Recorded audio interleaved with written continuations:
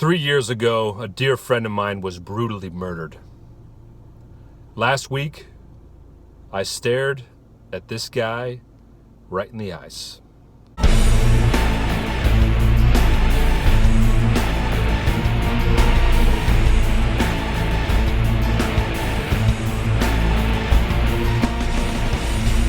A lot of things went through my mind when I took the stand last week. A lot in which I really didn't anticipate. But yeah, a friend of mine was brutally murdered 3 years ago.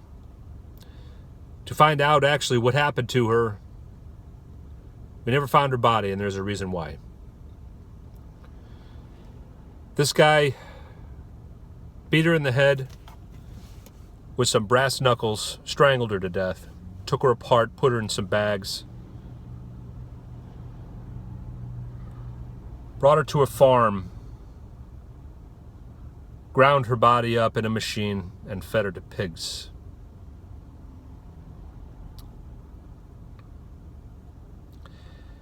The reality of that, if you could just imagine thinking of one of your dear friends experiencing something like that. The things that went through my mind when I was on the stand are probably not the average person, just because God had another message to give me.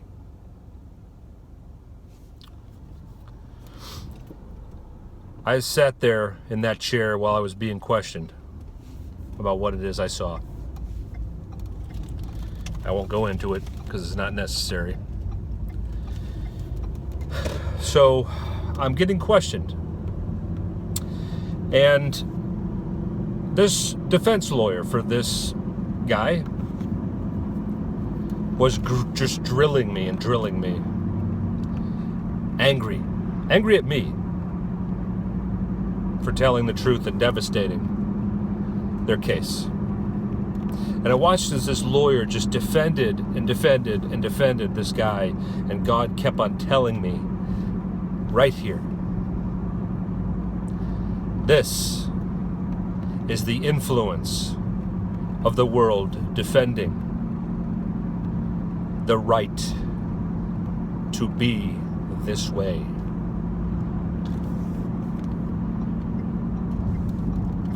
Do you guys understand what I just said?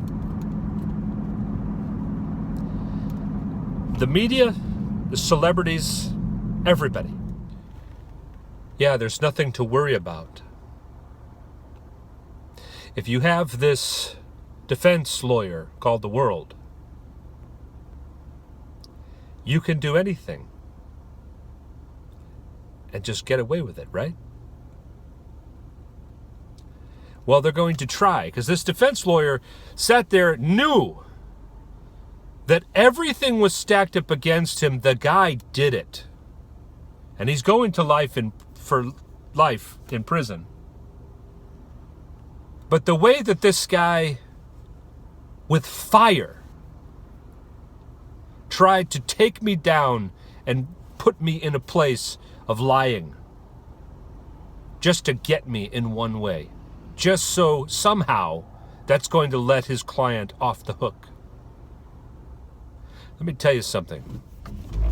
Never gonna happen. And it didn't. That dude's going to prison. The way that this guy questioned me, it was as if it was the devil himself. The stupid tiny little details, as if it mattered at all to the actual case and what actually happened.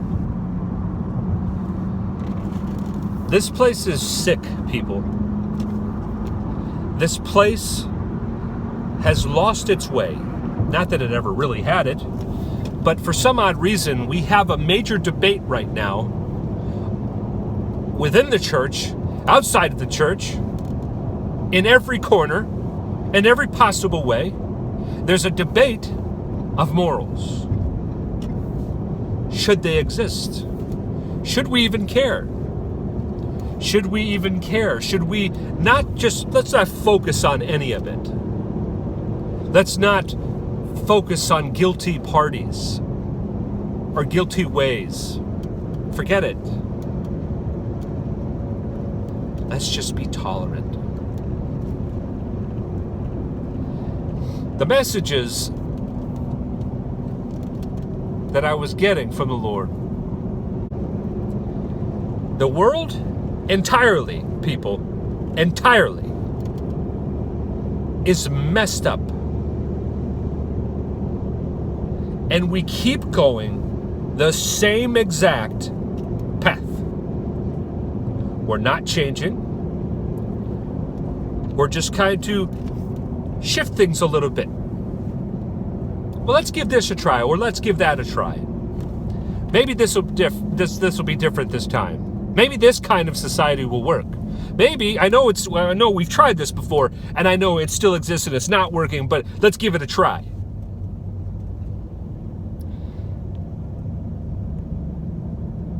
The body of Christ is still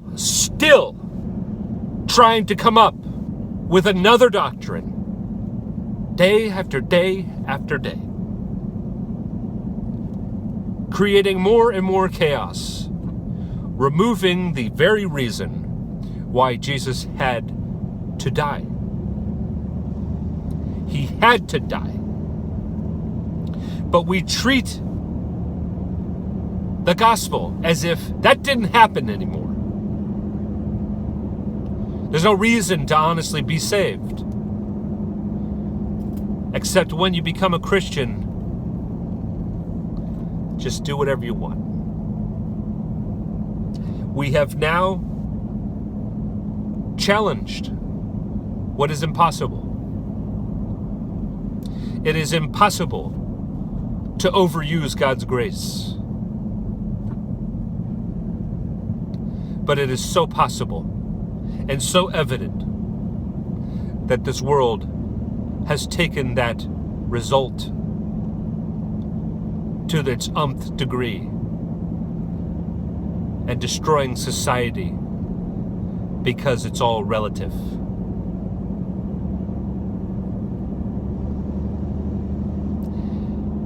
I had to point at this murderer and say, that is the man.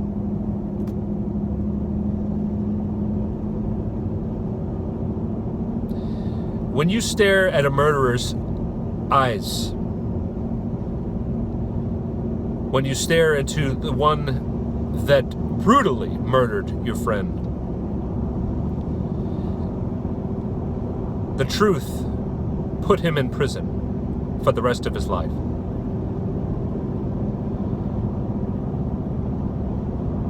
The lie is the one that started the whole thing. The lie is this: that it doesn't matter, you can try as hard as you want, and you will accomplish what it is that you want to do. Be who you want to be.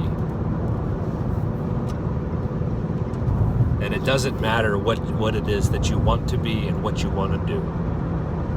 Just do it. Do it. I guess I don't understand why the church has to continue to do this. I'd like to get on with my life and not have this be a subject. I am no greater than anyone. I have no significant thing to add to anything. But I do know when we continue to create doctrines, we're not helping anyone. We're not helping the situation. We're not helping Jesus. We're not saying, you know what?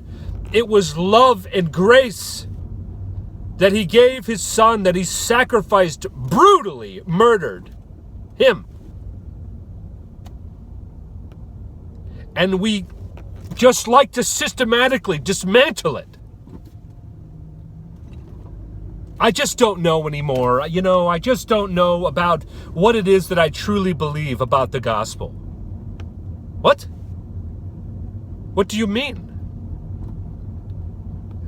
Are the questions that are in your mind brand new? You're the only one that has these? That what God created in His Word doesn't mean anything anymore? Really? You've got this path that you're on, and it's bringing you to a new level of what the gospel is actually supposed to be, right? Because that's why you're spending the time doing this. That's why you're spending the time giving yourself excuses and taking on the challenge that grace cannot be overused.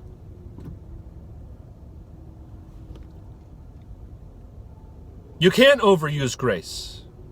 But why are you challenging it? Deliberately. An entire society. It's all relative. It doesn't matter. Because the world will defend me.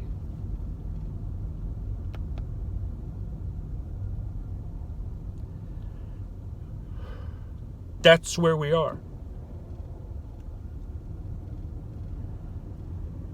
We keep getting love. And we keep gutting and dismantling the gospel. And the results are what we see. And we put our hands up in the air and go, I don't know why this is happening.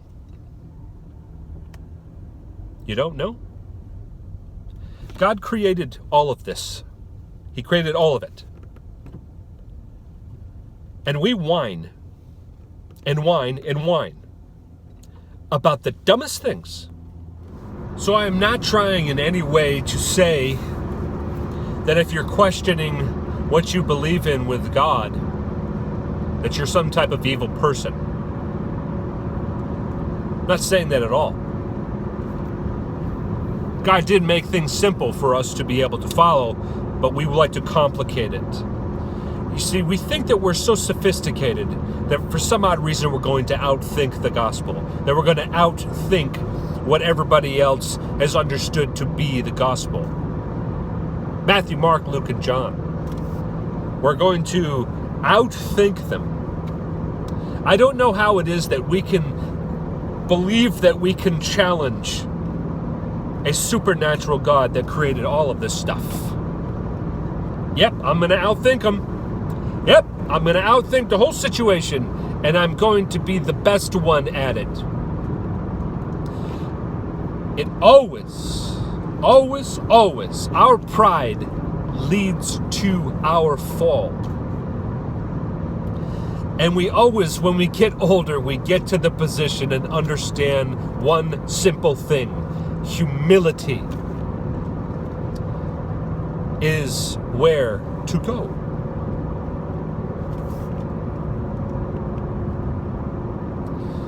Pride is the thing that got my friend killed. Pride killed her. Not herself, but the one that murdered her. His pride killed her.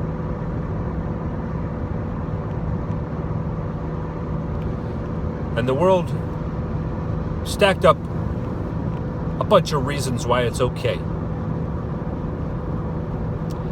Nah, they really didn't do anything wrong. And the world's going to do that with you. And they're going to keep you in the same exact place that you are for as long as they possibly can. To make your life as miserable as it possibly can, because you have the gospel within you. You have God within you. You have Jesus within you. The answer to all things. But the world likes to let you know that you do not have him there. Use your brain. It's better. It's more logical. Use science, use logic, use all these things to give your answers. Challenge the supernatural. Yeah, that works. That works real well.